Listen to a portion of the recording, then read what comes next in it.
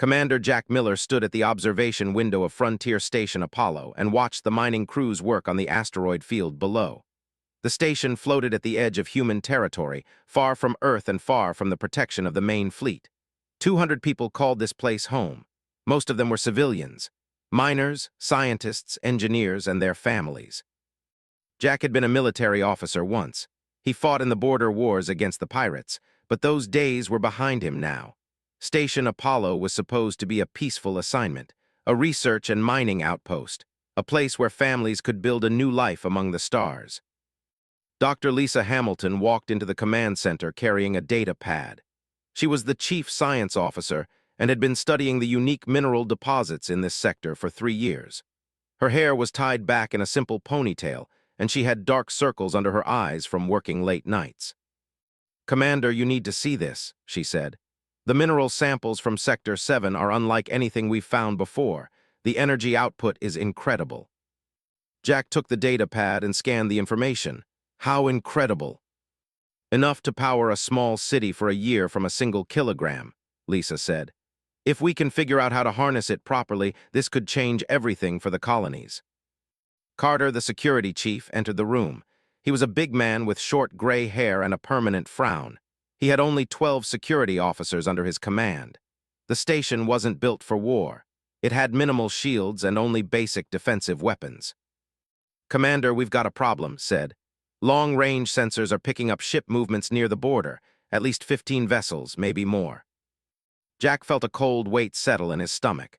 The Empire controlled the territory next to this sector. They were not friendly neighbors. They viewed humans as weak newcomers who didn't belong in space. For months, ships had been testing the borders, ignoring human communication attempts, making threatening gestures. "Are they heading this way?" Jack asked. "Hard to tell," said, "but they're closer than they should be, and they're not responding to our hails." Amy Brooks sat at the communications station. She was young, barely 25, and this was her first deep space assignment.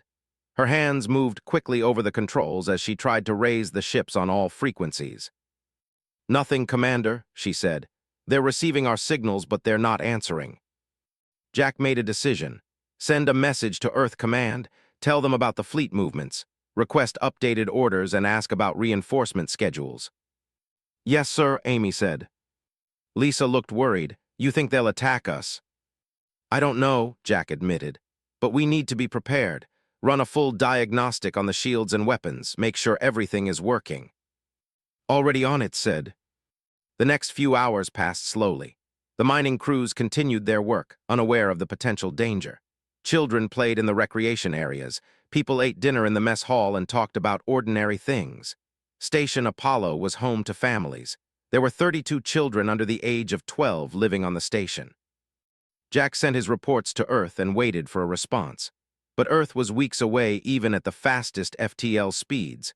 Whatever happened here, they would have to handle it alone for a while. Amy worked at her station, monitoring all frequencies. She picked up fragments of transmissions, military channels. The words were harsh and aggressive. She didn't speak fluently, but she understood enough to be afraid. Night shift came and most of the station went asleep. Jack remained in the command center, joined him with 2 cups of coffee. "Can't sleep either?" asked. "Not tonight," Jack said. They sat in silence for a while. Through the window they could see the stars, beautiful and cold and infinite. "I've been thinking," said. "This station wasn't built for combat. If they decide to attack, we can't hold them off for long. Maybe we should start evacuation procedures. Get the families into the transport ships." "And go where?" Jack asked.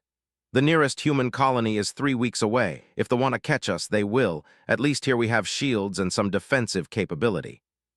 "Not much," said quietly. "No," Jack agreed, "not much." At 300 hours, the alarms started screaming. Amy jumped from her station, her face pale. "Commander, multiple ships dropping out of FTL, right on top of us." Jack ran to the sensor display. His blood turned to ice. 23 warships surrounded the station. They were massive vessels, bristling with weapons. Each one was 3 times the size of Station Apollo. "Battle stations," Jack ordered. "Get everyone to emergency shelters, bring the shields up." Amy sent a distress signal to Earth. The station erupted into chaos. People ran through the corridors. Parents grabbed their children. The mining crews abandoned their equipment and rushed back to the station. Alarms blared through every section. Lisa appeared in the command center, breathing hard from running. "What's happening?" "They are here," Jack said. "Get to medical, you're going to be needed." She nodded and ran. Activated the shields. They hummed to life around the station, a thin, protective bubble. It wouldn't last long against those warships, not long at all. Amy's fingers flew over her controls. She opened all communication channels and sent out an emergency beacon on every frequency. Earth had to know what was happening here. A message came through on the main screen. A face appeared. It was Warlord, commander of the fleet. His skin was dark gray and covered in ridged scales. His eyes were yellow and cold. "Human station," said. His voice was deep and filled with contempt. "You occupy territory. You are weak. You are nothing. Surrender now or be destroyed." Jack stepped forward. He kept his voice calm and steady. "This is Commander Jack Miller of Frontier Station Apollo. This sector is recognized human territory under the Galactic Accords. We have committed no hostile acts. There is no reason for conflict." Laughed. It was a harsh, ugly sound. "You think words matter? You think your papers mean anything? We take what we want, and we want you gone." "There are families here," Jack said. "Civilians, children. If you attack this station, you'll be committing a war crime under galactic law." "We do not care about your laws," said. "You have 1 hour to evacuate. Then we open fire. Anyone remaining will die." The screen went black. Jack looked at. 1 hour isn't enough time to get everyone off the station. "I know," said. Amy looked up from her station. Her voice was shaking but determined. "Distress signal, the hour passed too quickly." Commander Jack Miller watched families rush through the corridors toward the transport ships. Parents carried small children. The elderly moved as fast as they could. Everyone had emergency packs slung over their shoulders. Carter coordinated the evacuation from the security station.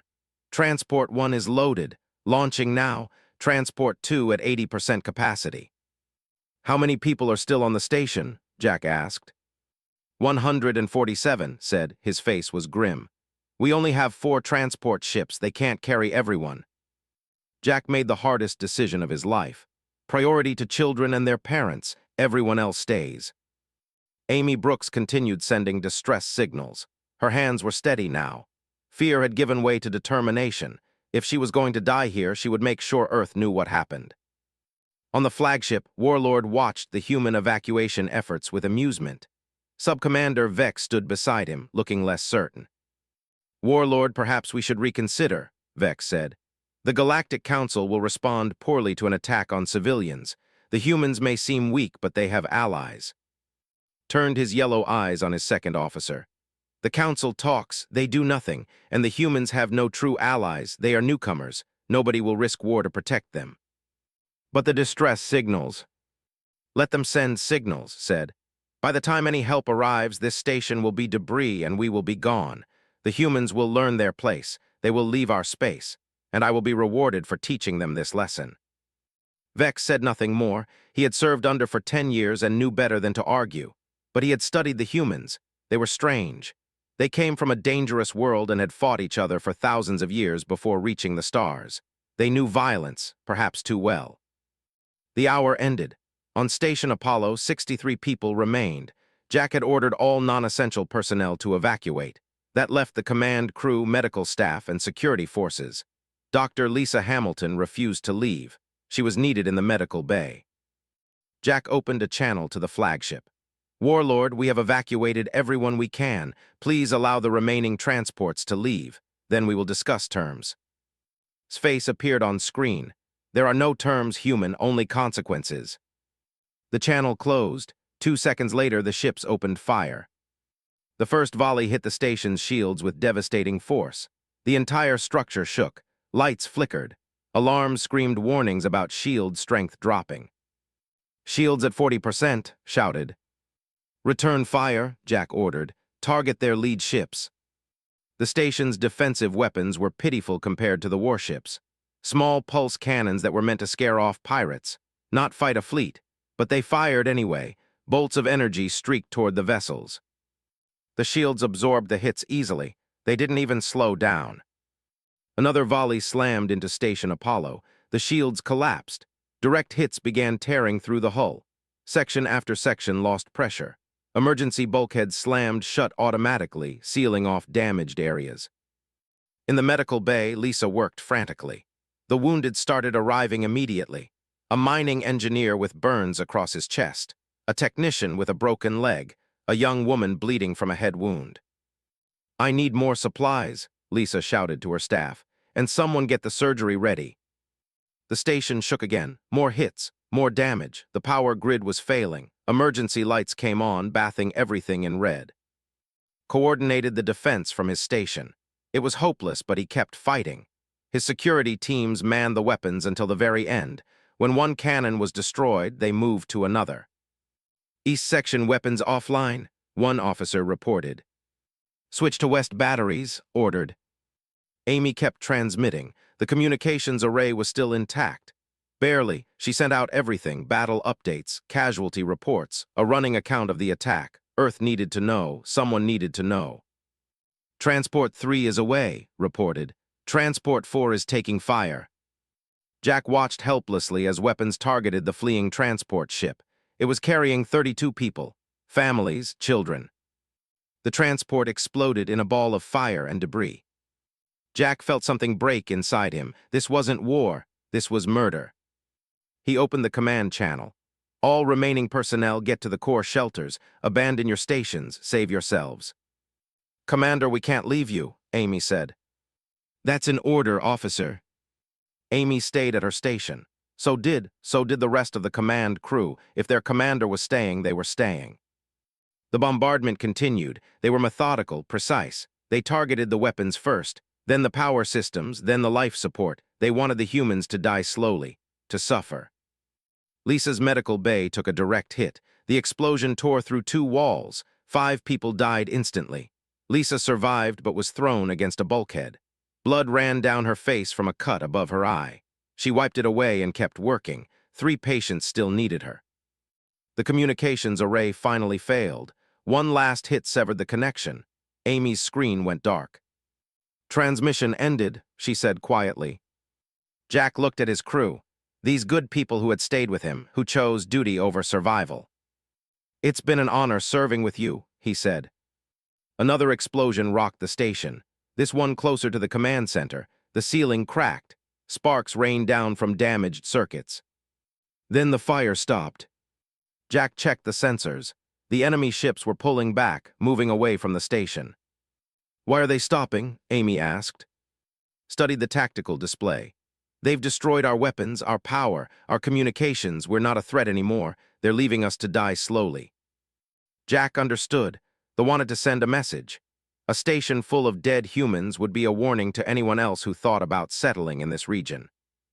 Warlord appeared on what was left of the main screen. The image was broken and flickering. "You see now, humans? You see how weak you are? This is what happens when you challenge the Empire. Tell your people to leave. Tell them this space belongs to us, if any of you survive long enough to deliver the message." The screen went dead. In the silence that followed, Jack took stock of their situation. Life support was failing. They had maybe 6 hours of air left. No power for the medical bay, no way to call for help. 63 people trapped on a dying station. He made his way through the damaged corridors to medical. Lisa was bandaging a young technician's arm. Her medical bay was a disaster. Equipment destroyed. Supplies scattered, but she worked on. "How many?" Jack asked. 37 wounded, Lisa said. 17 dead. The numbers will get worse when life support fails." Jack nodded. He helped her move the wounded to a section that still had some integrity. They gathered everyone who was left into the core shelter. It was designed to be the last refuge in an emergency. Reinforced walls, independent air supply for a few hours. And his security team did a final sweep of the station. They found 3 more survivors, a maintenance worker trapped under debris, 2 scientists hiding in a storage room. They brought them all to the shelter. As the hours passed, they waited. Some people prayed, some cried quietly, some just sat in silence. Jack moved among them, offering what comfort he could. Amy had salvaged a small emergency transmitter. It had limited range, but she activated it anyway.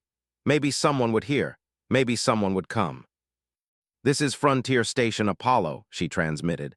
"We are heavily damaged, life support failing, requesting immediate assistance. The fleet attacked without provocation. They killed civilians. They destroyed transport ships carrying children." She sent the message on repeat, a thin thread of hope in the darkness. Jack sat down next to Lisa. She had finally stopped working. There was nothing left to do. "We got a message out, right?" she asked, "before the array was destroyed." "Yes," Jack said. "Earth knows what happened here. Earth Defense Command received the distress signal from Station Apollo at 8:47 hours. The message came through on emergency channels. Amy Brooks' voice, steady despite the chaos around her, reported the attack.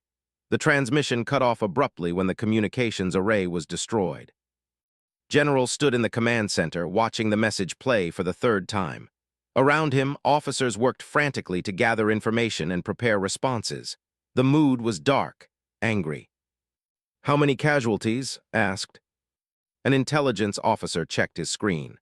"Final count from the transmission shows 17 confirmed dead, 37 wounded, 1 transport ship destroyed with all hands, 32 more dead. We don't know how many survived after communications went down."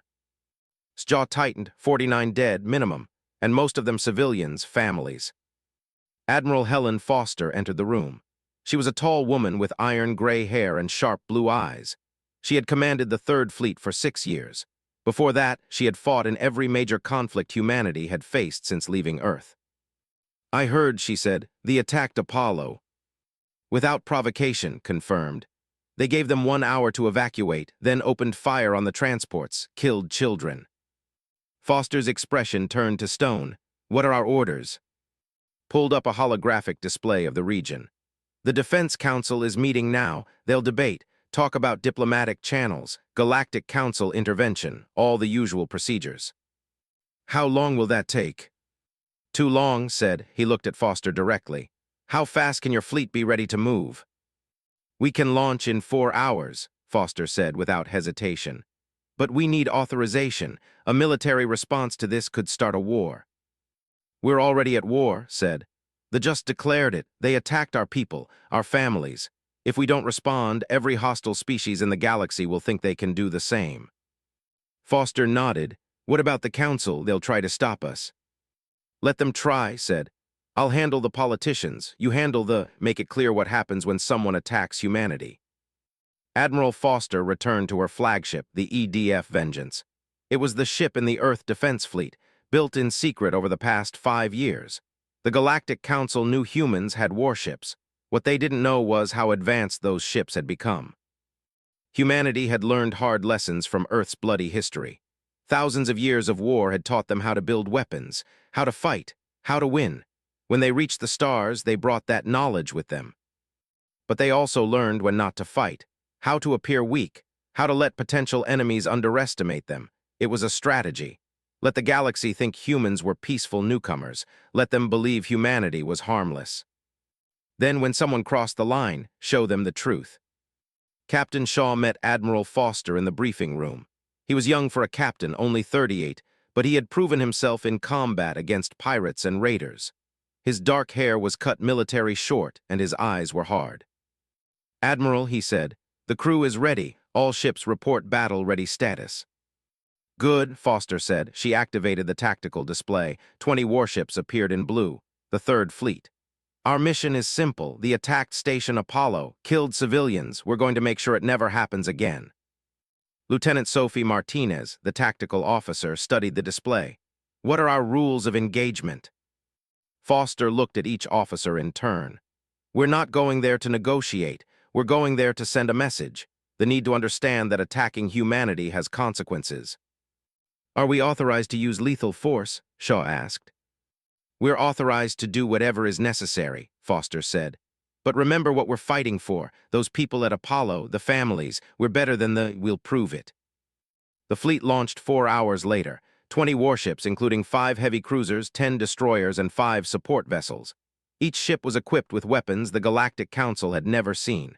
Humans had developed technology in secret that could punch through shields, missile systems that tracked targets through FTL jumps, electronic warfare capabilities that could shut down entire fleets. In the Fleet Command Center, Foster watched the stars streak past as they entered FTL. Earth was behind them now. Ahead lay space and a reckoning. She pulled up the casualty list from Station Apollo, scrolled through the names. Workers, scientists, engineers, children. A 6-year-old girl named, an 8-year-old boy named Danny.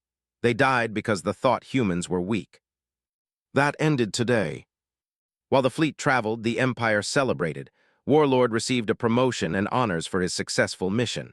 The High Command praised him for crushing the human outpost. They planned more attacks on human colonies. Show the newcomers they didn't belong in space. The Galactic Council convened an emergency session. Representatives from a dozen species debated what to do about the attack on Station Apollo. Most agreed it was unfortunate. Some called for sanctions against the Empire. A few suggested humanity should abandon that sector to avoid future conflicts. None of them voted for military intervention. The Council preferred talk to action. Ambassador Stevens represented humanity at the Council. She was a skilled diplomat who had spent years building relationships with other species. But as she listened to the debate, she felt her patience running thin. The Empire committed an act of war, she said. They attacked a civilian station without provocation. They killed families, children, and this council suggests we should simply leave, abandon our people. Council Speaker, a tall being with blue skin and too many eyes, made a calming gesture. Ambassador Stevens, we understand your anger, but military escalation will only make things worse, perhaps a negotiated settlement. Negotiation? His voice was cold. They don't want to negotiate, they want us gone, and if we allow this attack to go unanswered, every hostile species will target human settlements. Is that what this council wants? The chamber fell silent. Several representatives looked uncomfortable. They knew she was right, but nobody wanted to risk war with the Empire. We will draft a strong statement condemning the attack, said finally, and we will investigate. Take your time, said. Earth has already responded. The council members looked alarmed. What do you mean? Our fleet launched 4 hours ago, said. They should reach space soon. The council erupted in protests and objections, ignored them all. She walked out of the chamber and returned to the human embassy. Her assistant was waiting. Ambassador, you just told them about the fleet. They'll try to interfere. Let them try, said. By the time they do anything, it will be over. The Third Fleet dropped out of FTL at the edge of territory 3 days later. Admiral Foster studied the tactical display. Military installations were spread throughout the system. Defensive stations, patrol ships, and somewhere in there, Warlord's flagship. All ships battle formation, Foster ordered. Activate combat protocols, weapons hot. Across the fleet, crews moved to battle stations. Shields came online, weapon systems charged. The Vengeance led the way, a massive warship bristling with and missile tubes. Sensors detected the human ships immediately. Alarms sounded at military command. A human fleet in space was unexpected, unprecedented. The defense fleet scrambled. 30 warships moved to intercept. They outnumbered the humans. They had fought and won countless battles. This would be easy. Admiral Foster opened a channel that broadcast to the entire Empire and to the Galactic Council. Her face appeared on screens across multiple star systems. This is Admiral Helen Foster of the Earth Defense Fleet, she said. Her voice was calm, controlled.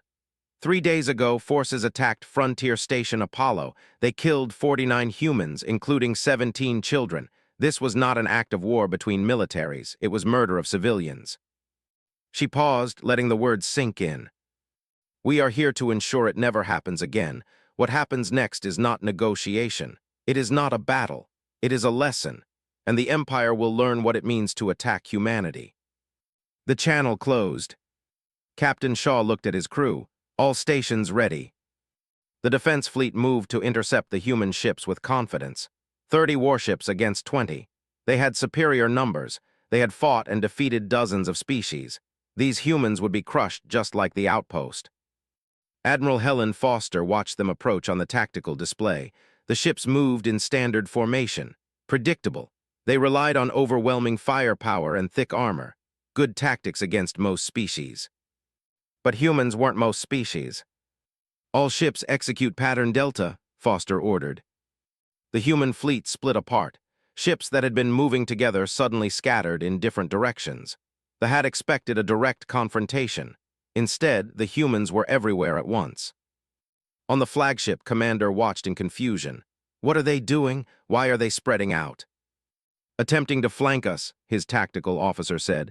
Foolish, it spreads their firepower too thin. Maintain course, ordered. We'll crush their center. But there was no center. The human ships moved with impossible precision. They were faster than any vessel, more maneuverable. They slipped through the formation like water through fingers. Captain Shaw commanded the Vengeance from the bridge. Lieutenant Sophie Martinez tracked multiple targets on her screen. Cruiser bearing 270, she reported. Range 15,000 kilometers and closing. Target their shield generators, Shaw said. Only show them what Earth steel can do. The Vengeance's main fired. Solid projectiles accelerated to a fraction of light speed. They hit the cruiser's shields with devastating force. The shields flickered, held, then collapsed under the sustained barrage. Shields down on target, Sophie reported. Cease fire, Shaw ordered. Move to next target. The cruiser drifted in space, unharmed except for its disabled shields. Its crew stared at their instruments in shock. How did the humans punch through their shields so easily? Across the battlefield, the same scene repeated. Human ships targeted vessels with surgical precision. They didn't destroy, they disabled. Shields went down, weapons systems went offline, engines sputtered and died, but the hulls remained intact. The crews survived. Commander realized with growing horror that the humans were toying with them. All ships, concentrate fire on their flagship, bring it down. 10 warships turned their weapons on the Vengeance. Energy beams and missiles streaked toward the human ship. It should have been obliterated. Instead, the Vengeance's shields absorbed everything. Advanced human shield technology, developed from decades of research. The ship didn't even slow down. Their shields are holding, the tactical officer said. Impossible, no ship should withstand that much firepower. Keep firing, screamed. Foster watched the attack with cold satisfaction. Return fire, disable their weapons but leave life support intact. The Vengeance's weapon systems came alive. Precision strikes hit each ship exactly where it needed to. Weapon batteries exploded, missile tubes melted, power conduits severed. Within minutes, all 10 attacking ships were floating dead in space. Alive but helpless, Sophie Martinez tracked the rest of the fleet. Admiral, 20 enemy vessels remaining. They're attempting to retreat. Don't let them, Foster said. I want every military ship in this system disabled. The human fleet pursued. It wasn't a battle. It was a demonstration.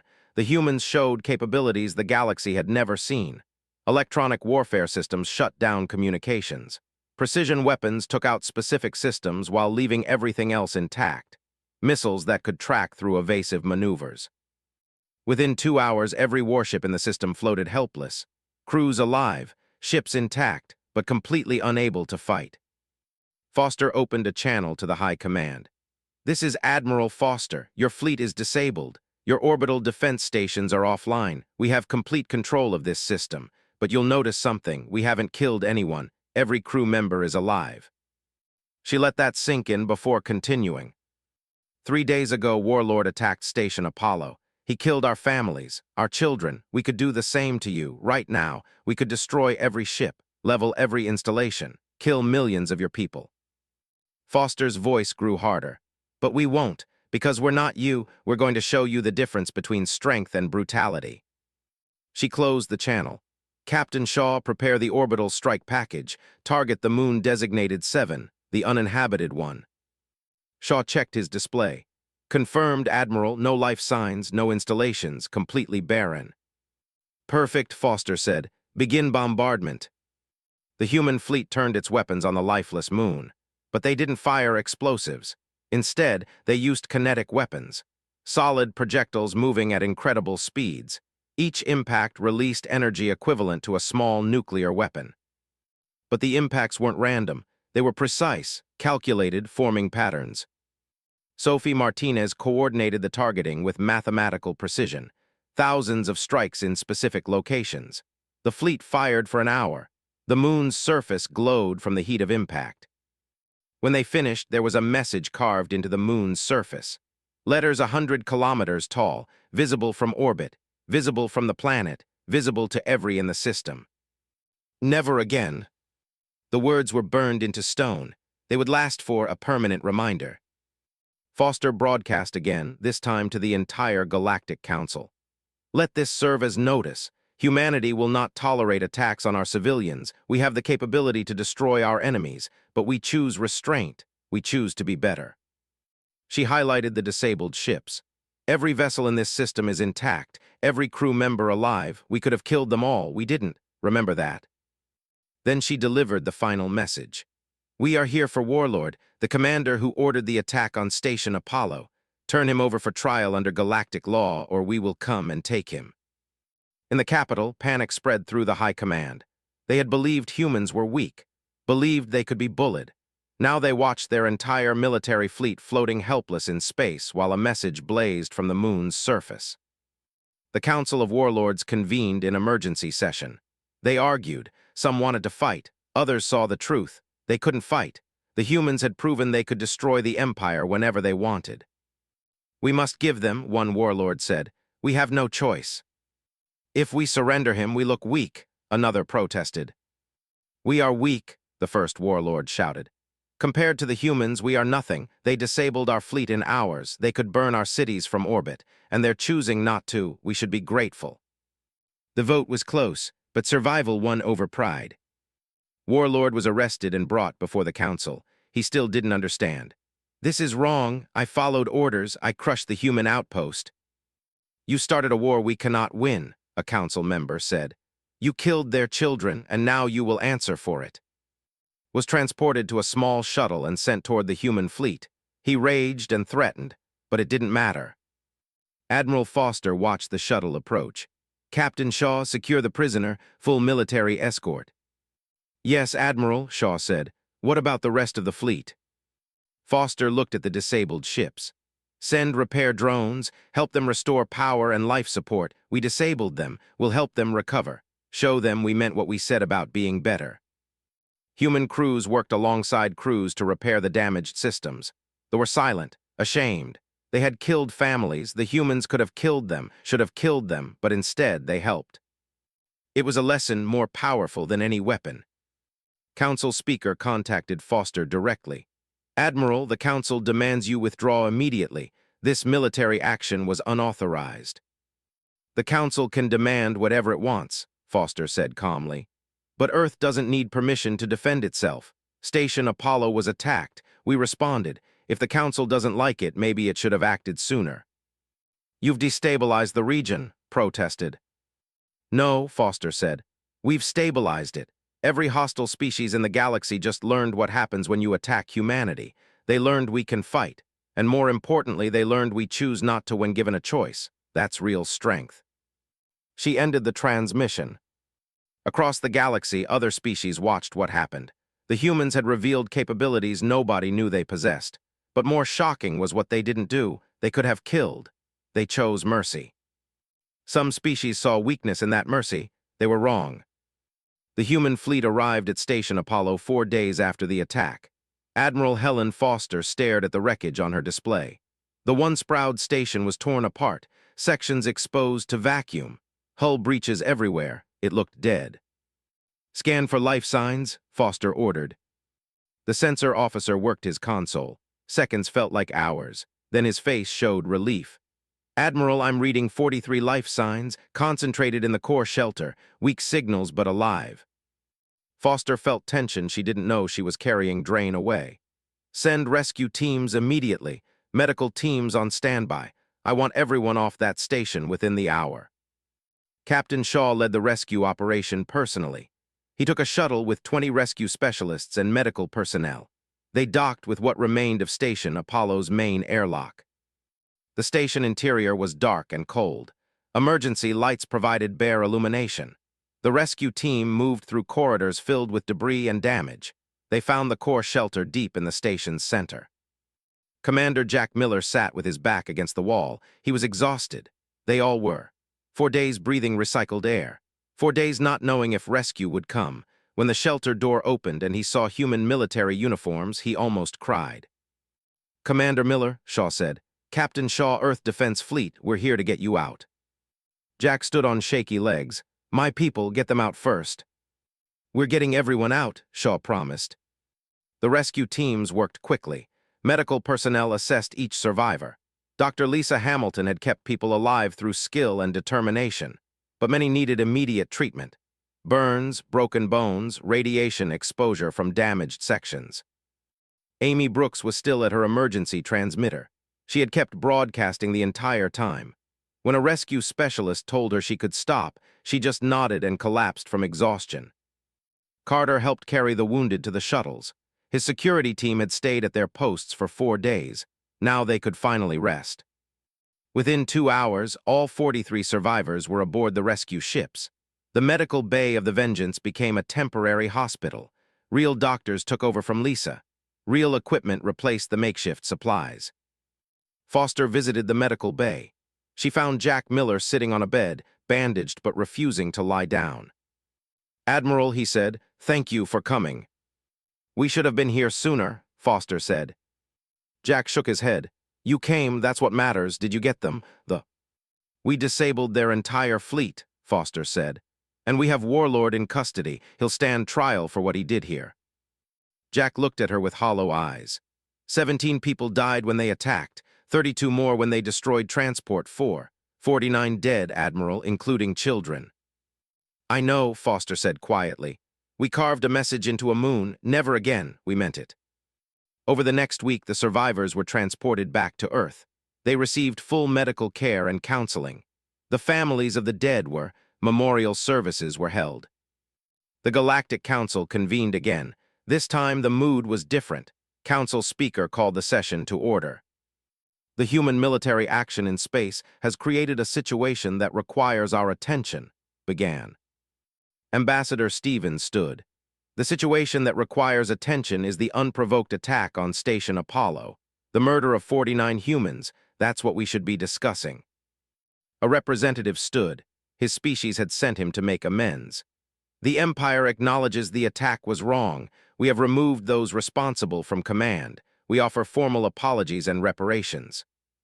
"Reparations won't bring back the dead," said. "But we'll accept them, along with a non-aggression treaty, permanent borders, and observers to ensure compliance." The representative agreed immediately. His government had learned its lesson.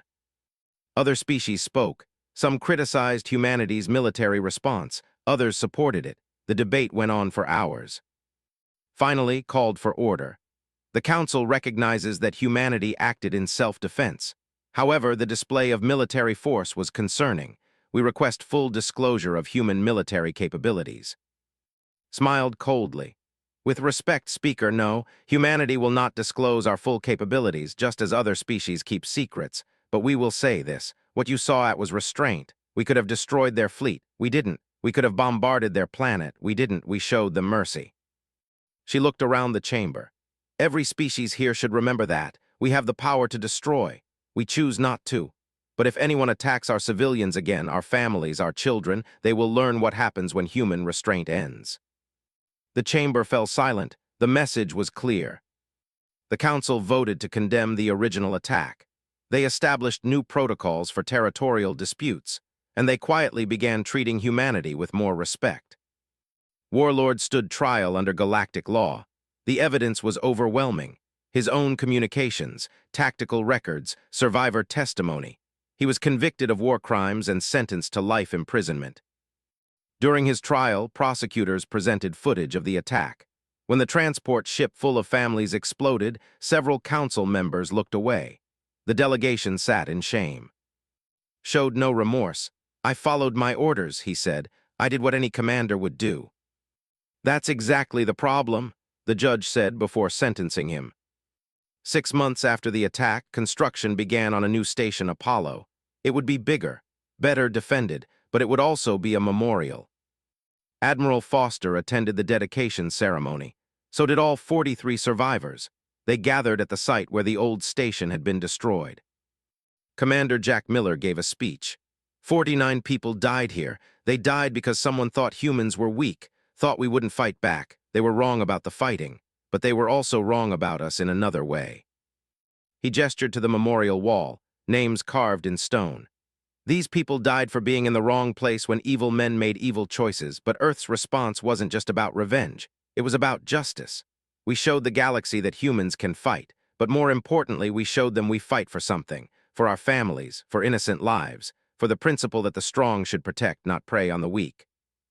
Lisa Hamilton stood at the memorial. She touched the name of a young patient who died in the initial attack. A 7-year-old boy named Charlie. She had tried to save him. It wasn't enough. "We remember," she said quietly, "and we make sure it never happens again." Carter supervised the new station's defensive systems. They were state-of-the-art, but he hoped they would never be needed. The message carved on the moon had spread across the galaxy. Most species got it. Amy Brooks returned to communications work, but now she taught courses on emergency protocols at the military academy. Her 4 days broadcasting from a dying station had become part of military training. Never give up. Never stop trying, someone might hear. Earth's relationship with the Galactic Council changed. Other species approached with new respect. Some sought alliances. Others simply kept their distance. But nobody underestimated humanity anymore. Trade agreements were signed. Cultural exchanges began. Human technology, especially medical and agricultural advances, proved valuable. In return, humans gained access to alien knowledge and resources. But everyone remembered what happened when Station Apollo was attacked. They remembered the human response: overwhelming force, absolute precision, and then mercy. It was a combination that confused some species. How could a race be so violent and so compassionate? How could they destroy a fleet and then help repair it? Ambassador Stevens explained it to a journalist. "Humans learned from our own history. We know what unchecked violence leads to. We fought each other for thousands of years before reaching the stars. We learned hard lessons about war, about when to fight and when to show mercy, about the difference between justice and revenge." She looked directly into the camera. "We hoped other species wouldn't force us to demonstrate those lessons. They did. We showed them, and will show anyone else who thinks attacking civilians is acceptable." The interview was broadcast across the galaxy. It became one of the most watched programs in Council space. A year after the attack, Admiral Foster returned to the rebuilt Station Apollo. It was operating at full capacity now. 300 people called it home. New families, new children playing in the recreation areas. She stood at the memorial wall and read the names. 49 lives. She knew them all by now, had memorized every name, every face, every story. Commander Jack Miller joined her. He ran the new station now. "They would be proud," he said, "what we built here, what we stood for." "I hope so," Foster said. "We tried to honor them, not just with revenge but with restraint, with showing the galaxy a better way." They stood in silence for a moment. Then Jack said, "The Council is proposing new defense agreements, mutual protection treaties. Other species want humanity as an ally now." "Because they're afraid of us," Foster said. "Some of them," Jack agreed, "but others saw what we could have done and didn't. They respect that more than the weapons." Foster nodded. "That was the point. Show strength, show mercy. Show that humans can be trusted with power because we know when not to use it." She turned from the memorial. Through the window, space stretched endlessly. Somewhere out there, the moon still showed its message. Letters carved in stone that would last forever. Never again. It was a promise to the dead, to the living, to the galaxy. Humanity had shown it could fight, but more importantly, it had shown it could fight for something greater than victory, for justice, for protection of the innocent, for a future where strength served peace instead of conquest. Other species watched and learned. Some came closer, seeking friendship with this strange race that combined such violence with such compassion. Others kept their distance, wary but respectful. But all of them remembered. They remembered Station Apollo. They remembered the human response. And they remembered the warning written in fire across a lifeless moon. The galaxy had tested humanity and found it strong, found it capable of terrible violence, but also found it capable of something rarer: the wisdom to know when violence wasn't the answer, the strength to show mercy when revenge would be easier.